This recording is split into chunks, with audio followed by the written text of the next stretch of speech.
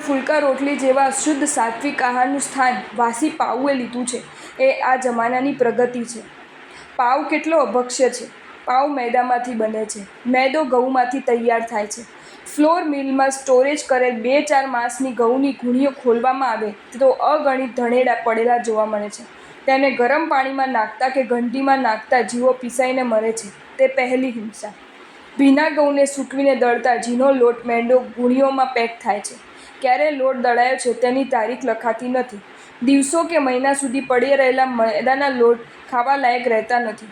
અગણિત ઈયળો વગેરે જીવો પડે છે। આવો મેદો બેકરીવાળો વેચાતો લે છે। આથા માટે ખાટો પદાર્થ નાખતા અગણિત જીવો મરે છે। આ બીજી હિંસા। બોળો નાખ્યા પછી આથો ઉભરો આવતા જાય જેમાં ફંગસ ફૂગ પણ આવે છે તથા ચલિત રસ એટલે નવા ત્રસ જીવો ઉદ્ભવે છે જેને અગ્નિના ઓવનમાં પકવવા મૂકતા અગણિત ત્રસ જીવો નાશ પામે છે। આ ત્રીજી હિંસા। થોડો પાણીનો ભાગ રહેતા પાઉ બહાર કાઢી લેવામાં આવે છે।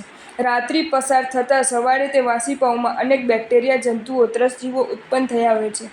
આવા પાઉને ખાવાથી ચોથી હિંસા। તેના રોગ ઉત્પાદક જંતુ પેટમાં જવાથી બીમારીના ભોગ બનવું પડે છે અને એલોપેથિક દવાઓ દ્વારા પેટના જંતુઓનો નાશ કરવો તે પાંચમી હિંસા। આ રીતે હિંસાની પરંપરાથી આત્માને બચાવવા હોય તો બ્રેડ ખવાય નહીં, જીવનભર ત્યાગો, નવા રોગોથી સૌ બચો।